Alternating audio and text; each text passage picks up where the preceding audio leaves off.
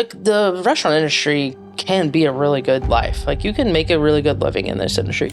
To somebody, I wasn't trying to be rude, but looking back on it now, I'm like, it might have come off a little strong. Well, that's not really my recipe. Like, you created that dish. And watching shows like, what is it? The Bear? Yes. I'm like, whoa, okay, this is a whole thing. And I know that one may be over dramatized, but It's not. Oh, really? It's not at all. I mean, it's brutal. It's unhealthy. Okay. It really is. Chefs were horrible.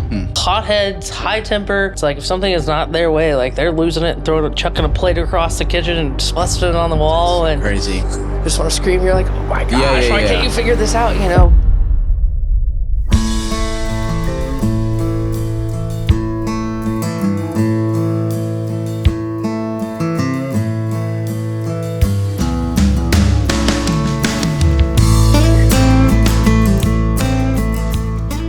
So when I think of food, I think of energy for our bodies, kind of like fuel for a car.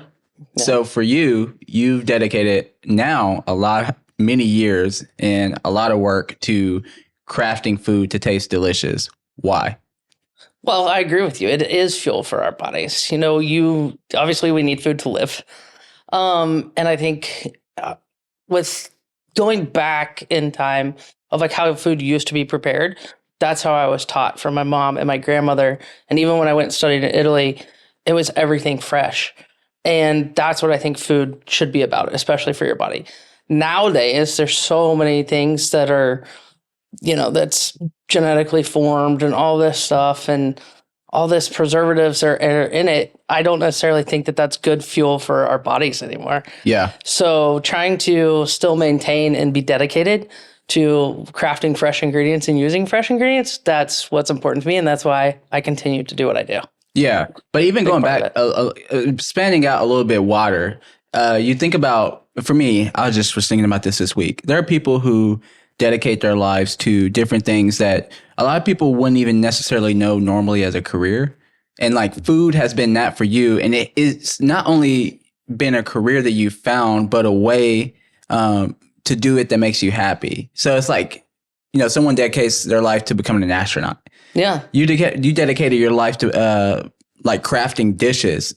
How? Why? Like, how did you even get there? I would never think as a kid, I would never eat something and say, I want to do this for the rest of my life. Yeah. I want to make this. I didn't. I think I've briefly told you this story before, but on the last one, but like food was the last thing I ever wanted to do. I didn't want to work in a restaurant.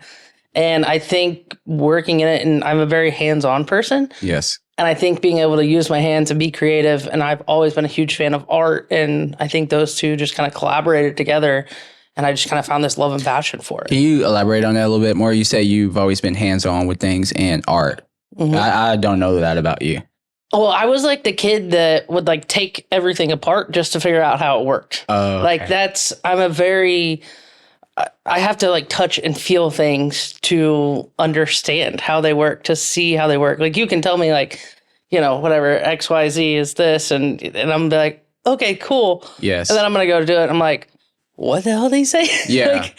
But if I sit there, I'm a visual learner. So it's like, if I learn that way and am able to be hands-on with it, like that's kind of, I guess, where I actually care about what it is that I'm doing. Yes. And that care, and love just continued to grow. And I've always been fascinated by art. I'm horrible artist. I mean, I guess people say, food is art, but I can barely draw a stick figure, so I'm not good at it. I'm not good at that part of it, but I definitely love to observe art and I have a great appreciation for it, probably because I can't draw a stick figure. Yes. Yeah. Now, being able to splatter different colors and with food and things like that on a plate, like that brings me joy. And that is my art, in a way. So when you say you obsessed and having the past over taking things apart and figuring out, how they work and putting them back together, I feel like that goes deeper than food for you. Like, how does that work out in your everyday life? I'm specifically thinking because right now, you're chef, head chef, right? Mm-hmm. Okay, you're head chef. I'm sure that comes into ways you problem solve as well with team dynamics and all that type of stuff. Can you talk about how it bleeds into other areas of your life too? Yeah. And I think especially being a chef, so many people are just focused of that's food. All you do is cook food. And it's like, no, literally every day is some type of new challenge that is thrown at you. Whether it be something not show up on your truck, like you've got to still figure out a way of how to make this food appear on your menu for the evening, you know? So there's always some type of challenge that's coming up. You've got to learn how to adapt quickly and adjust and be able to make that happen. So I think, you know, going back, like I said, I would take literally like apart a lawnmower. One time, like my dad had an old lawnmower and I took it apart and I put it on a skateboard to make it make it automatic. Yeah. Like I think always being able to figure out that there is a solution to something, even when most people will be like, oh, well, it didn't show up, or I don't know what to do. You know, we don't have that today. It's like, no, let's figure this out. You know, maybe we change out what the fish was. Maybe we were going to run with red snapper. And it's like, well, we got some scallops, you know, that from the other special, like let's run those on this dish instead. Like there's always something. And I think being able to mechanically kind of figure that out in your head and break down those things and figure out what pairs with what, you kind of just survive and you keep going. What are some of the challenges that you do face as a chef though? I don't really think of like, I think of input output. Yeah. Honestly, when I think about that, I'm thinking like, oh, how, you know, if you have your ingredients, I know that makes sense. That's pretty much black and white, right? Yeah. But like, I'm thinking if you have everything you need and everything works, like the stove works, all these different things, other than like customer service, what problems could you have?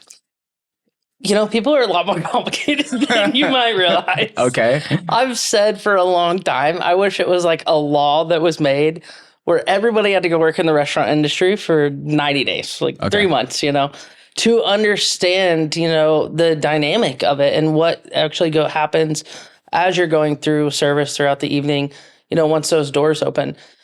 People love to create their own menu items. You know, there's a lot of people that come in with allergies, and so you're having to adjust recipes constantly when you're in the middle of the busiest time of the night. Yes. And it's like, oh man, this person has a shellfish allergy. Clean everything. Literally you have to clean every surface that you're cooking on really quick in the middle of you just getting slammed. So you're talking about customers, not employees. Yeah. No, not employees. But you know, those are things that make it really challenging when you're in the middle of service, you know, and it's like, I've said one time to somebody, I wasn't trying to be rude, but looking back on it now, I'm like, it might have come off a little strong. But they're like, yeah, I didn't really care for this. And I'm like, well, that's not really my recipe. Like, you created that dish. You know, I'm like, you took off 3 things that were on there. You added 2 things that weren't on there. And so it's kind of like, you know, people not realizing how much, I guess, kind of like a halt you can put on the whole entire restaurant and create other people's wait times and things like that by modifying so many things and just being kind of a difficult customer. I don't think people think about that. I would never know to think about that. No, they definitely don't. And I'm honestly kind of even surprised now that you're saying it. I'm like, okay, that makes a lot of sense. But also, how do you learn to navigate that? Like, did you go to school to figure out how to? Because, like, for a good example, I went to culinary school, but that's not stuff that you learn in culinary school. You know, in culinary school, you're learning your basics, your fundamentals, and you know, more techniques and knife cuts, and you know, being classically trained on, you know, French cuisine and where this came from, where this sauce started from, all of those kind of things. You don't really learn how to adjust and adapt to those kind of curveballs that are thrown at you until you're in it. I mean, you've just got to work it, and just you get the experience, you know, as it comes. So in culinary school, you're not doing necessarily like hands-on. I know you're hands-on, but I mean, like, are you dealing with customers? No. Okay. No, it's just no. It's how long is that school? I don't know from start to beginning. I was in college previously, so a lot of my basics transferred over. So I was able to complete it in 18 months. But I mean, it's, if you know, I guess start from finish would be probably, you know, 3 to 4 years. Okay. Depending on what level you go to. You know, mine's in culinary arts and business development management. So it's really, I mean, you can go food science route, and that's going to add a couple more years because then you're learning, you know, that's like the food scientists are the ones that like work for Kellogg's. So, you know, they're creating cereals and things like that. Like there's a lot more scientific aspect to it on that side than just, you know, making a great potato soup. Yeah, for sure. You know? I'm trying to piece you together and understand who you are right now in front of me. And I'm thinking, all I can think of is like, okay, we have this person who says they're not a foodie, who said they would never imagine that they would get into like culinary skills of any sorts. But then there's this big gap, and then you're in culinary school. Yeah. What happened? Like literally, what happened? So I was a golfer and I got into a car wreck and I messed up my wrist really bad. And my parents were like, push comes to shove, like, you're going to do something. And so I went and I worked in a restaurant and just to kind of get them off my back. And then I just slowly but surely and fell in love with it, and from there, the rest is history. I was in the industry, or am in the industry, but almost 20 years now. So when you went to it's been a while. Go work for those places, I think you said it was in Northwest Arkansas, right? Mm-hmm. Yeah, knowing from previous conversations you had on podcasts. But were those places more high end, I guess is what I'm trying to ask. And what I mean by high end is, and I do want to talk about culture, behind the doors of the kitchen. Because when I think of high end restaurant, I think about the language that y'all use at StoneHouse, right? Mm-hmm. Everyone refers to you as chef. There's an order and way that things get done. When I look through the glass, when I'm there, I see you standing and watching and monitoring. That's not normal for like if you went to like a chicken shop around town or something like that. So like how much of that did the other places you worked at, like Northwest Arkansas, have before you actually went to culinary school?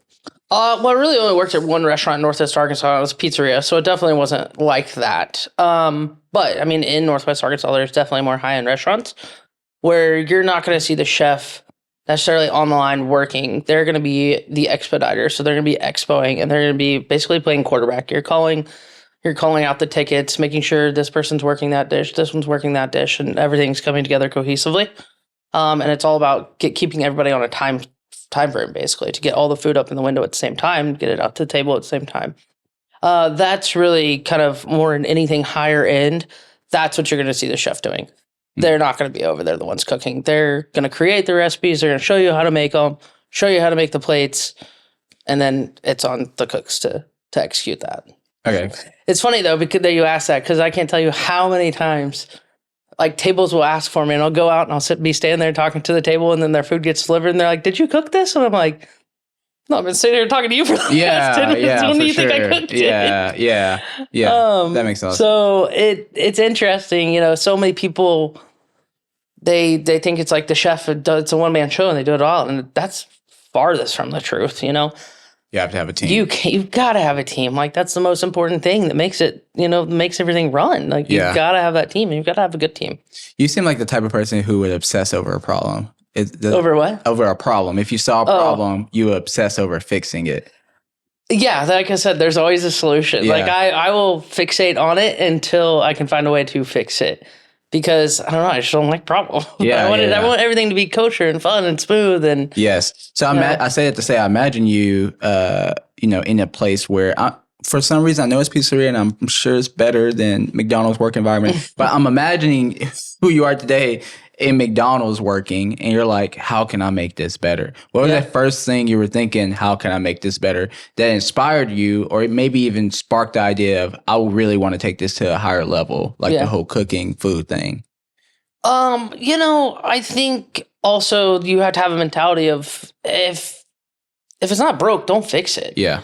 And so I kind of, with learning, being classically French trained, it's like you would think like these recipes that were invented and created by, like Escoffier, whatever, almost 100 years ago. You said French trained? Classically. So most culinary training, because really the French are really the ones that kind of really developed fancy foods, if you will. So a lot of those still are being taught because there's things called mother sauces, and it's like if you take the base of that mother sauce, you can make 10 other sauces off of that. And so learning those, I think, is kind of continuing. I like a challenge, and I like to learn. Like, that's one thing that's great about this industry is you can learn something new every day. There's somebody out there making who knows what kind of crazy grilled cheese even, Yeah. It's always something new to learn. So I think looking back at that, it's kind of like, I can take this one thing and continue to build on it and build on it and build on it. And I think that's where that kind of grasped me as well. I was like, oh, it's continuous, always something new. Yeah. It's never ending. I hear you say that, but you are different, right? And I say that because, yes, I do agree. Like, there are plenty of people who love to learn. We know all of them in our everyday lives, but you decided to not do YouTube University. You definitely could have. So like that's what was different. Like I can imagine someone in your same position saying, yeah, I want to learn more. And they just go watch and binge on YouTube, maybe even sign up for a Skillshare course. Well, I might be older than you think because YouTube wasn't that big whenever I was younger and going through that. Okay. What year, what year were you working at Pizzeria? 2004.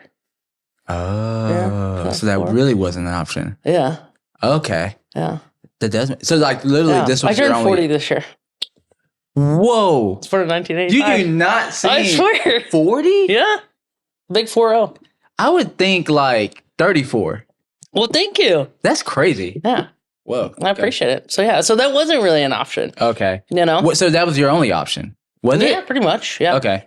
Like there was no, did you think about like internships or like maybe even, I guess okay, I can still challenge you here and say you're different because a lot of people would have just said, I'm going to go try to get a job at a more higher end restaurant because I'm sure those were around. Yeah, for sure. But instead of doing that and learning and, admiring a chef from underneath them and going that path, you decided to go to culinary school. So why? That was more or less because I really wanted to learn the business aspect. Like I wanted to learn the business side of it. I wanted to understand how the numbers worked, why the numbers worked, and how was this profitable? Like I wanted to understand the behind the scenes of it. So that was the big part why I went to culinary school because I knew how to cook food. And I could have gone and just worked for somebody. And a lot of people do. There's a lot of great chefs out there.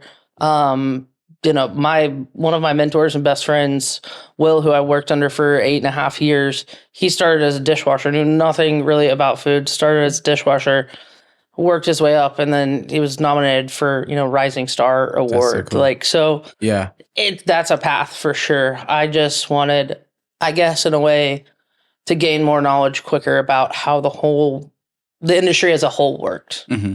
And did you go, before that moment, did you go to college before you were at college, right? Yeah. So when I first went to school, my major was forensic science. And then I switched to physical therapy and then culinary. So it was like...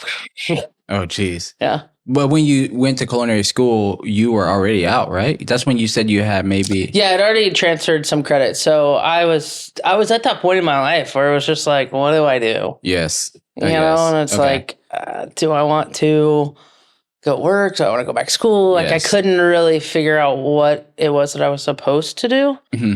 And interestingly enough, looking back, you know how like in high school they have you take those like little assessment tests or whatever. Are you talking like the ASVAB or something like that? Or it's kind of like tells you like what your interests are, what peaks, and it kind of like auto generates of what they think that you'd be like good at it. Culinary arts chef was one of mine, and I was like, "What the heck did this get?" I swear to God, that's crazy. And I remember being like, "Crazy.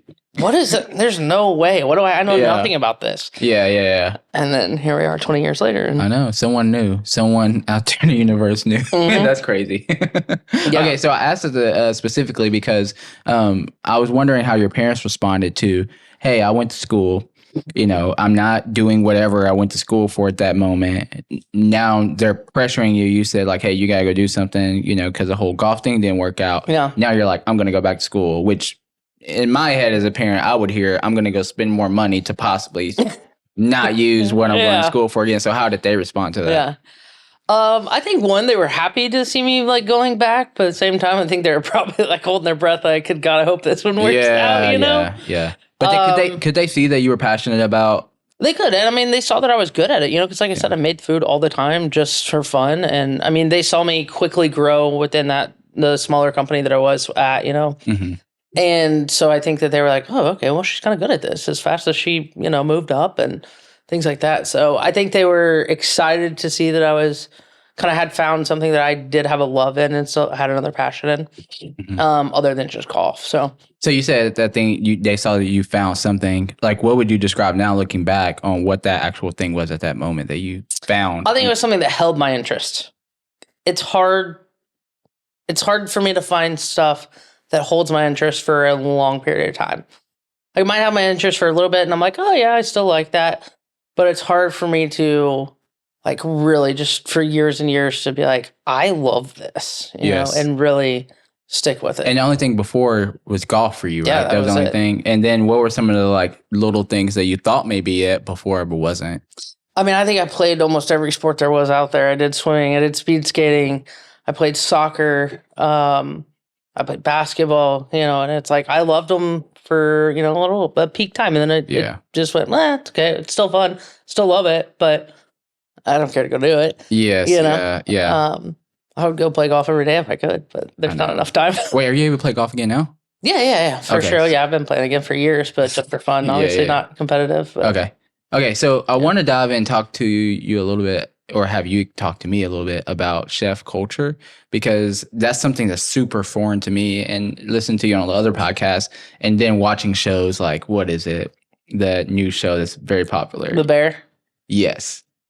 So I'm like, whoa, okay, this is a whole thing. Like you can tell that they're extremely trained. And I know that one may be over dramatized, but it's not.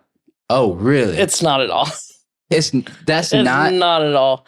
Okay. There are so many places like that. Actually, I commend that show, like commend them, because they did an incredible job at actually portraying what so many of these higher end places are like exactly. Oh my gosh. Yeah. That's nuts. It's wild. I mean, okay. Wait, so for people who haven't watched the show, who have no idea what we're talking about, can you explain the type of environment we're talking about? And even like where they are in this process, right? Because some of them are like training, some of them are like, but this guy specifically that we're following, he's a chef. Are you okay? Yeah. There's a golf ball in my drink. Is that on purpose? Yeah. It's a gold golf. I love it. I saw you looking in there. That's amazing. Oh, I love that. I saw you looking in there and I got scared. I was like, does she have a bug in there? I'm just going to keep talking. I forgot it. There's a gold golf ball in there. Yeah, that's I got amazing. it as a Christmas present, and they're actually like, they're used for ice cubes. Yeah. So I have like 3 of them. That is great. That just made my day. I mean, I can't stop drinking this. It's so good. Gosh. That's so funny. Yeah, your secret coffee. It's delicious. I know. It's coming soon, everybody. Yeah. Secret sauce. It needs. Yeah. What were I talking about? Oh my gosh. So like, you know, the industry and the environment and the culture. Yeah, describe what was going on in the show. I mean, it's brutal. It's unhealthy. Okay. It really is. You know, not as much anymore nowadays, you know, but I mean, even 20 years ago, 25 years ago, chefs were horrible.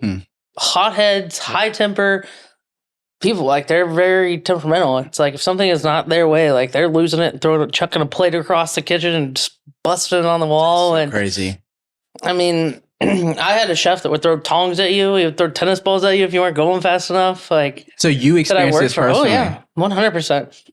Whoa. Not as intense as like maybe that in the show. Yeah. You know, and that's the thing is some of these Michelin star restaurants, they're just in them. And like, I mean, they come over and look at them and it's like, if they, you know, if there's one little mistake and, you know, something they've made of whatever, maybe 5 pounds of orange peels, which that's a lot of orange peels. Yes. They're going to throw in the trash and they're going to make them start all over.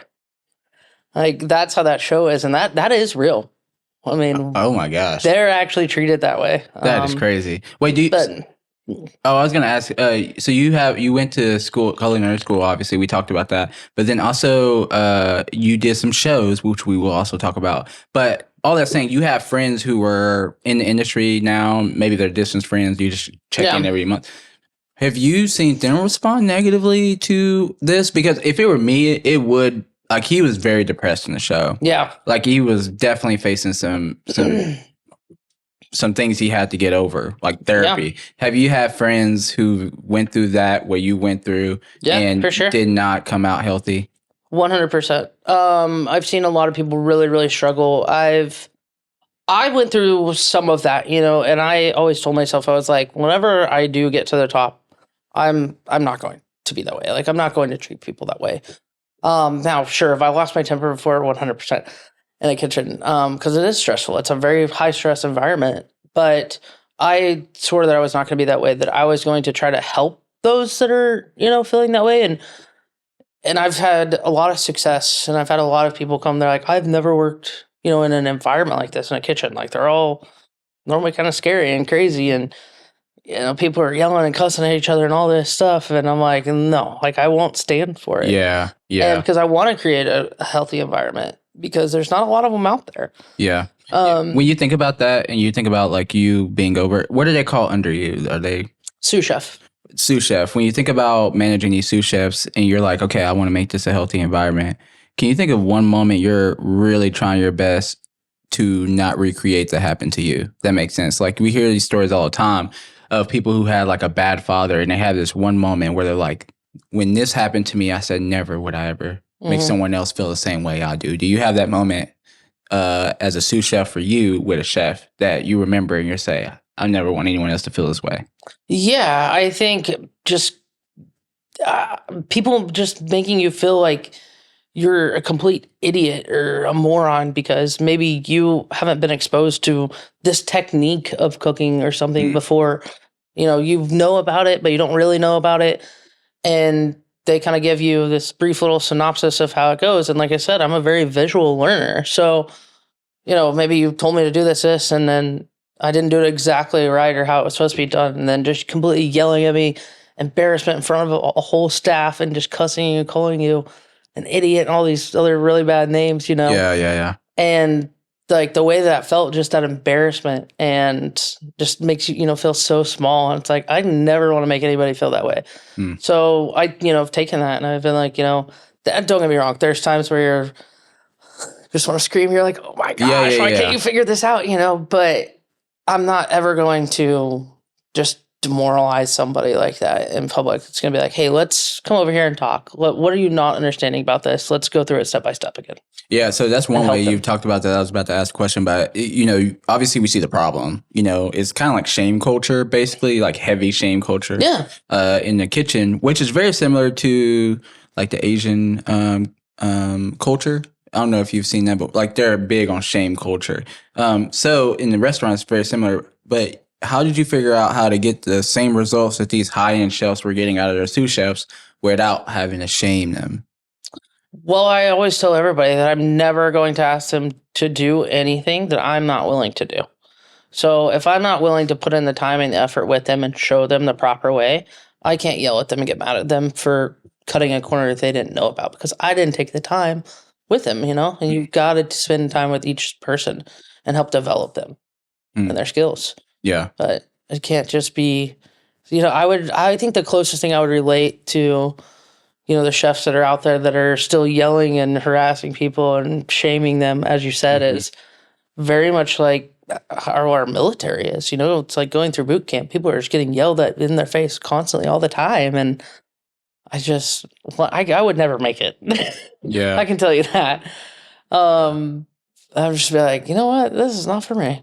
Do you think that was probably the biggest surprise for you, becoming like going through culinary school? Was that the biggest surprise? I would definitely say that was the biggest culture shock of going into, a busy, functioning, higher end restaurant, of seeing what that culture was. I was just like, what did I get myself into? How many people quit? Like, I know you stayed, obviously, but how many people? But no, I didn't. I left places, because I was like, I'm not putting up with this, Wow. I've walked out of one job my whole entire life. And it was, a lot of it was because that, just right in my face. I'm like, you're a grown man. We measured our height earlier. I'm 5'5", I'm short, 5'4". You're 6 something towering over me in my face. So I'm like, no, absolutely not. Like, nobody deserves to be treated or talked to that way, Yeah, if you place like that scenario in any other like work environment in the world, like that is not gonna fly. Like literally anything else in like a man yelling at a woman for getting lost, it just wouldn't work. So it's crazy that that's even okay, legal. Like, where's HR? Well, that's saying now HR is really, really starting to get brought into, especially, these corporate American chain restaurants.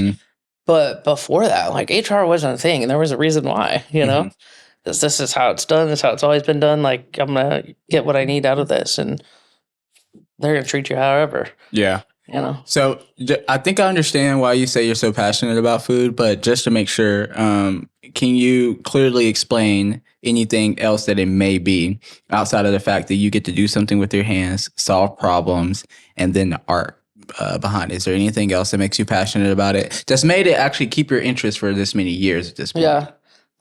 Really learning and discovering new ingredients, and not only, I think I talked about this a little bit on our past one, of being in larger markets. I was able to have, so many foods readily available. Here, I wasn't, and I kind of had to go back to the basics. So being able to recreate from the basics again, it's constantly just making me be creative all the time, and it's pushing my own boundaries. And I think that's one of the other reasons I really love it. Trying to see what flavors I can pull out of something just simple, a carrot or whatever. Have you, since you're at StoneHouse now and you're the exec chef there, since you've been there, has it allowed you to really start from scratch? And the reason why I'm saying this is because a lot of times you go into these restaurants, and in my experience, there's not very many restaurants I've been to where they're creating new dishes where they start from scratch. So I imagine if you're coming in as a chef, and you're not going to overturn a whole menu, that you're really still working off of some recipes that you're just elaborating on. But like at StoneHouse, when you came in, I imagine that, you had a floor to really create and paint like a blank canvas. Have you been able to really create from scratch? 100. The only thing that I did not change from coming in was of an actual recipe, was the spinach. Well, that's a lie. I did actually change it. I added artichokes. But that was like day one, been there. That was the one thing is that the owners are like, we want this to stay. And I mean, along, not maybe changing a couple cuts of steaks, but they really were like, take this, like, do what you do. We would like to see this and this. And because I changed seasonally, I think that helps continue, them to be like, okay, cool, fun. And whenever they say they want to see this, we'll run it as a feature, or, they're still getting to have their input, which is great. If they need to, it's their business, But at the same time, I look at it as it's been my business because, it's become my baby, because it was kind of a blank canvas and I created a lot of what is there. So, but yeah, I mean, most places they will have some standardized recipes they want you to stick with, but if it's really a chef-driven restaurant and not something that's kind of more of that chain, environment, they're gonna want you to kind of create your own foods. Yeah. Okay. TV. Let's talk about it. This is probably why people are clicking on the video anyways, because they're like, oh yeah, that's that girl who's on TV. Okay, so you've had some TV show appearances. Can you talk about all those? And I know it's going to be so hard, but just don't choose the one you want. But talk about some of your favorite moments or even your favorite one that you've been on. Yeah. Tell us all about the ones you've been on. So the first one I did was Man versus Food, and we got on that because I created a 6-pound Frito chili pie. Which is nuts. Yeah. And it was actually like a 2-man. He did it with another guy, so it was a 2-man challenge. And they failed, so I felt like I succeeded. Yeah. Okay. That one was a lot of fun, just because it was I don't know, it was reckless, Yeah. So that one was fun, and that was my real. I'd done a couple of other like little, local news shows where it's like Deco Drive and Cooking for the Day, or little news segments. I'd done those. That was my first like real big one that was like nationally televised, and it was like a show that people recognize. So that was really neat, and that kind of got my adrenaline going. From there, I was featured on Diners, Drive-Ins, and Dives. That show was the most work by far. That one was 3 days of filming. And I mean, that one we remade food, did 10, 15 takes of all of these things. Like, it was a lot. That one was a lot of work. Oh my gosh. And it's interesting because it's like 15 minutes, segment of the whole show, because they typically feature 2 to 3 restaurants on every episode. That's crazy. So you're like, we just did all this for 3 days, and it's like this little dive. Yeah. TV. I'm like, but yeah, it is. And, you'd think that I would know that because my dad's been in TV and stuff, but I don't know. I guess his was always live. So I just never, I never put 2 and 2 together. What did your dad do in TV? It was a news anchor. He's retired now, but. Here? Huh? Okay. What channel? 4029. Okay. What's your dad's name? Craig Cannon. Okay. Yeah. All right. Craig Cannon, people. He's retired now, but I Okay. promise you there's a lot of people out there that still know his name. Yeah. Okay. But yeah, so his was always live, and that's what I saw. So I guess I didn't really put it together. But now I tell you what, I have a major respect for people who do like full seasons, Yes. movies. Like, no wonder it takes so long to do that. It's wild. It's a lot of work. It is a lot of work. Yeah. It's awesome. And from there, Guy Fieri, he's the one that does Diner. That's his show, and we just got along really well. And he was like, "You're gonna come do grocery games," and I was like, I'm sorry, what? I'm coming to do what?" Did you knew it? So at that moment, did you already know what that one was? I had seen it on Food Network. Yeah, I'd watched it a couple of times, and I'm like, okay, yeah. And I kind of was like, I don't know if this will really play out if it'll go through. And sure enough, a couple months later, I got a call from his people, and they're like, "Yeah, well, here's this. Do all the paperwork and everything." And I was like, okay, this is happening. That's so crazy. So yeah, I was like, okay, I can do this. And then I started getting nervous, and it was the night before I was supposed to leave. And I looked at my wife and I was like, I can't do this. I can't do this. I was like getting so nervous, and she was like, okay, well then don't go do it. She was like, doesn't matter to me either way. I'm like, well, I have to go do it. Like, I have to prove myself, for sure. 100%. And so sure enough, I did. And that one was wild. One of the craziest things I've ever experienced. You're literally running around a grocery store. You have no idea where anything is. You do one walkthrough before you compete. That's it. What episode and season? So maybe I could pull it up. Oh, gosh. I don't know. Okay, that's okay. I want to say season 8, episode 30 something maybe, but don't quote me on that. Okay. Don't get me lying. I'll find it. Yeah. Google will tell you. Yeah, Google or ChatGPT, one of the There two. you go. But so in that one, from what I understand, is what y'all do is you have a certain amount of time to get groceries to cook a dish. Mm-hmm. So 30 minutes, and that is real. There's no editing on that clock. I wish there was. When he says go, that clock goes and it does not stop. No editing at all on that part. So yeah, you get 30 minutes. He has little challenges that he, it's not just like, okay, go do this. So the first one was I could only shop with ingredients, or I could only use ingredients that I could fit in the bag. And the shopping bag was like about this big. Okay. I mean, it was the size of your computer. That's crazy. Like, it was not big. Yeah. And so I'm running around trying to figure out what I'm going to make. And I had to do it was a best-selling brunch item.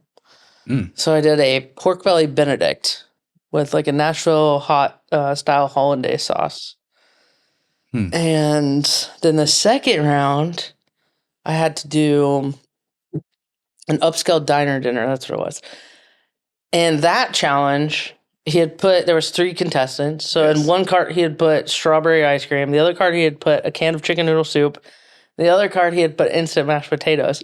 I think my cart originally had strawberry ice cream. And he was like, yeah. He was like, all right, you guys ready? And he was like, oh, hold on.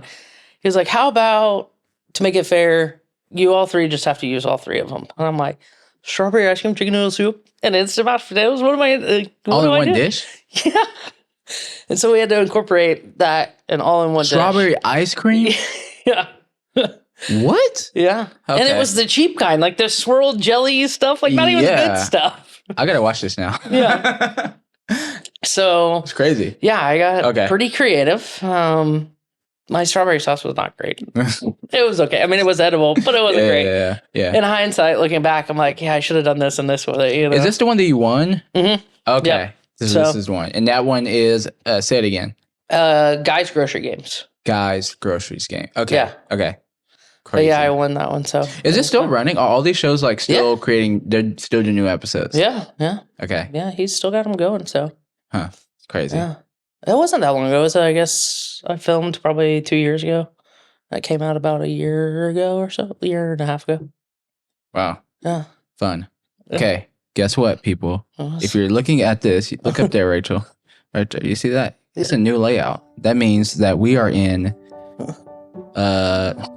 This is a new section for me, but it's the second layer. Here we are, the second layer. This is where we pull back the curtain of the first layer. We've talked about her as a chef for a while. Now we're gonna get to know you personally. Yeah. So I got some questions that may make you cry or just really think hard to where smoke starts coming out of your head or something Maybe. like that. I don't know. I cry at the drop of a hat, so I'm probably gonna get tears first. If I had been quietly watching your journey over the past 2 years, how would I describe the person sitting in front of me today?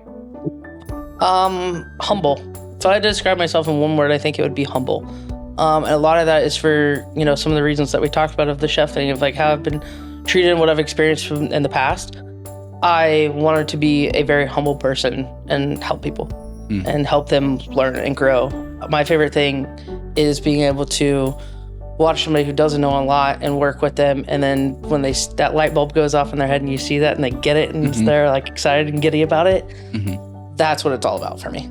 Yeah. So that's the purpose. One thing that people don't really think about is humble is a word that it's an action word. People think of it as like you ask for it and you receive it, but being humbled is an actual action word. You have to go through some stuff to be humble. What did you go through to be humbled? I think the most recent thing I went through to really, truly be humbled and be grateful for what I have is I did kind of a mission trip, a girls' mission trip over to Guatemala. And it was this, over there, they don't really have a chance to really make it in life. A lot of times by the age of 15, they're starting to, they're running a whole household and they don't really have a chance to go to school and further educate themselves. And there's a program here that's actually attached with St. Scholastica, and they do big fundraising and they, help this school over there. And it's like a scholarship program for these girls. And I was asked to go over there with them and go like on this mission trip and go kind of help teach people how to cook and teach these kids how to cook. And, they taught me a lot of stuff too, honestly. Yes. But just seeing and walking around and, they're in these schools and it's all basically open and outside and there's these little kids running up and, we went and visited some homes and it's, dirt floors and there's literally, you don't see the parents and it's these kids. They're young, 10, 12 years old and they're trying to cook and feed the little ones. And, so that really did it for me, I think. And we went to a refugee and we cooked for, there was a couple hundred refugees there. And it's all just, what people can donate and the food doesn't make sense that's going on the plate, but it's food and it's a place for them to lay their head down at night and take a shower and, see a doctor and get some medicine and get back on their feet and continue their travels and things like that. And they're leaving for a reason because their country is not good. They're trying to get out and make a better life for themselves. And that truly humbled me. So high-end chef cooking expensive food goes to experience something where they barely have anything. Definitely not expensive food to eat. Yeah. If food sometimes. Yeah. And you say it humbled you. Like when I think about that now, when you go back in the kitchen, what in your head is changed? Because for me, if it were me and I'm going back in and I'm like, okay, I'm going to cut this fat off of this steak and throw it away. That would be way harder for me to do. Yeah. So now it's like, and it's always in a chef's mind, it's always minimize waste to maximize profit, right? Like that's the name of the game of the restaurant in general. But now it's definitely like, what can we do? I try to reach out to some local spots here. And unfortunately, because of some of the laws, like they can't take food from you. And it's like, it's a donation. Like, why can't you take this, And it's scraps or something like that. But definitely now, we do little things called the amuse-bouche, which translates to one bite. And it's like a gesture from the chef of like, thank you for coming. So now a lot of times it's like, no, don't waste that. Don't, the little belly of the salmon. Yeah. Like, don't waste that. Go smoke that. Make it good. And like, put that on the amuse-bouche. So it definitely has opened your eyes a little bit more, or my eyes, to waste. And even at home. Yeah, for sure. There's stuff where I'm like, I still don't love leftovers. Some leftovers I do, like pasta, those kind of things I think they heat well, but yeah, I've honestly tried to get better myself about eating more leftovers to minimize wasting food. Yeah, for sure. I can only imagine. Yeah. If your soul had an age, what would it be and why? I think 2 different ages. I think one's like, teenager still, like 21.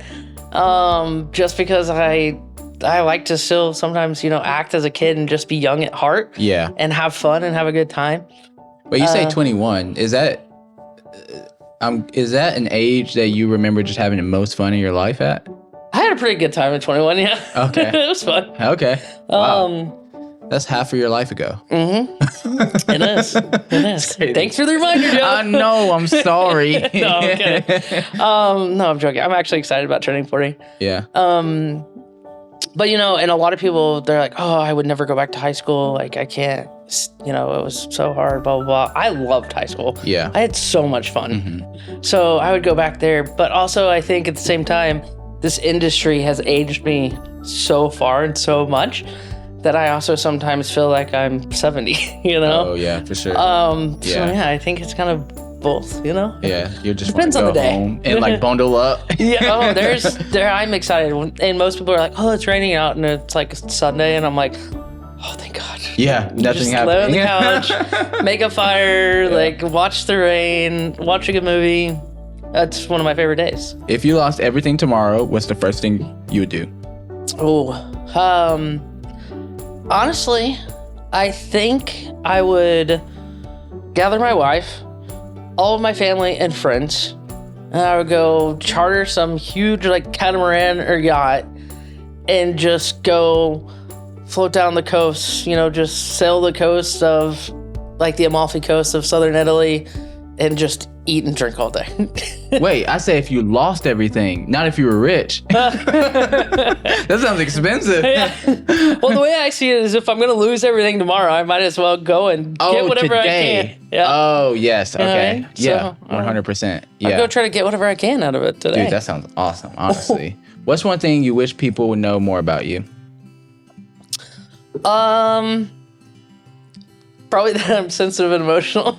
Yeah, we were talking about this before. Everybody always thinks that, a chef and you're always this, hard head and you're kind of whatever, got that bully attitude and it's like, but I'm pretty sensitive, Yes. pretty understanding to a lot of people and a lot of things. Like I said, I'll cry at the drop of a hat. Like I'm watch some silly rom-com and I'm just like, oh my gosh, so sweet. Yeah. That's so fun. yeah, I think that I'm a little bit more sensitive than most people think. Okay, last question. If money wasn't an issue, what would you do differently today? Maybe that should have been my answer for the yacht thing. No, but this is more like day-to-day life. If money wasn't an issue, I would go open up one of my dream concepts of doing kind of like a high-end, really cool market. Market? Tomorrow, yeah. Oh, you have a market. I wanted to do like a really cool, like unique, like Italian-style market. Oh, okay. Yeah. The chef that I worked for over in Italy, he opened up, he bought like basically like a vineyard and olive oil or plant, I guess. He's making all these really amazing oils and doing these fun tours. I would love to like partner up with him somehow and just hop back and forth between Italy and here and kind of do these kind of cool, fun little tours and just open up, a cooking studio and to teach kids. Like that's That'd be another so big cool. thing that's on my list is to do a nonprofit to kind of help kids get on their feet and give them an option, when they get out of school and kind of help them understand how to go interview for a job. There's so many times that underprivileged children aren't given that opportunity or even understand what to wear or what is a resume, and kind of give them some basic skills because the restaurant industry can be a really good life. Like you can make a really good living in this industry. You can do well. And I think that's the other thing that a lot of people don't recognize. I think so many people kind of look down on people that are in the industry because they're serving them or, bartending, stuff like that. I mean, when I was in Nashville and Philly, those bartenders are making, they're making anywhere from $80,000 to $100,000 a year working 4 days a week. And they come in at 2, 3 o'clock in the afternoon and That's crazy. They leave at 1, 2 o'clock in the morning. I mean, yeah, it's 12-hour days, but That's crazy. I mean, it's good money, though. Yeah. I mean, that's a lifestyle. That's an achievable lifestyle.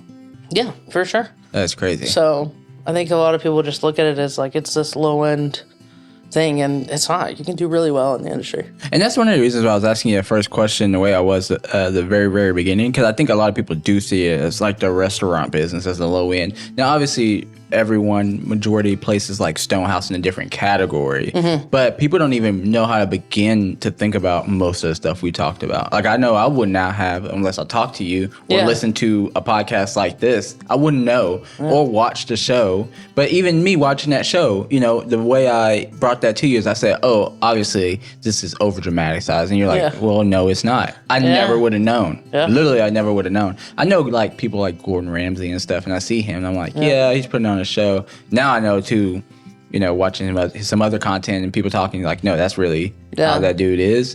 And it makes sense now knowing that it gets crazier, you know, than that. That's nothing. But yeah, it's pretty cool. It gets wild. Okay, let's jump and play some games right quick. We're going to do a quick round of Would You Rather right quick, Arkansas edition. And the first one that I have for you, would you rather spend a weekend in Hot Springs enjoying that? This is so funny. She's laughing because we... Go ahead. This wasn't on purpose. Okay. Wait, she's laughing because she just went to Hot Springs. But would you rather spend a weekend in Hot Springs enjoying the historic bath houses or... This gets even better. Really? I keep going. Okay. Or would you rather go camping in the Ozarks? Hot Springs. But I said it gets better. So we were there last weekend because it was my wife's birthday, and I heard about these bathhouses, and I was like, oh, this sounds really nice and relaxing. Let's go do this. Oh, my God. Let me tell you. It was an experience, and I'll never forget. Okay. And all modesty goes out the window. It's an experience. You're a little bit more exposed than you around naked? Well, you're covered up with a sheet, but I mean, there's somebody kind of helping you and all these things, and they're just like, oh, here, open up, let me wrap you. You're like, oh gosh. So it was an experience. So. But I would still rather, you know, actually, if you haven't been down there in a while, talking about great restaurants. We went to the Vault and we went to Dawn's Social Club. Yes. Incredible. They did an amazing job. Like great places. Yes. So. Like the environment. Well, I'm kind of scared to ask you what you think about food places because I don't want to put you in a place where it sounds like you're trashing another place if you don't like it. But I'll ask you after if the food was good. I mean, I had a great. I enjoyed it a lot. But okay, cool. Both of them were great. They did a lovely job. Next question. Yeah. That's so funny. That's so crazy, by the way. Would you rather eat a plate of fried catfish from a hole-in-the-wall diner or barbecue straight off the smoker at a backyard cookout? Oh, man, that's hard. That's a hard one. I'm going to go barbecue. Why? I love barbecue. Like really, really good barbecue, like smoked ribs that are done well. Like there's nothing like it. Like if it's done really, really well. What's some of the best barbecue you had recently and where? You know, one of my all-time favorites is still Martin's Barbecue in Nashville. I love it. Okay. Yeah. I have some friends who, now friends, they live in Nashville, so I'll ask them about it if they've been. Yeah. I love it. It's good. That's cool. All right, let's go. Would you rather float down?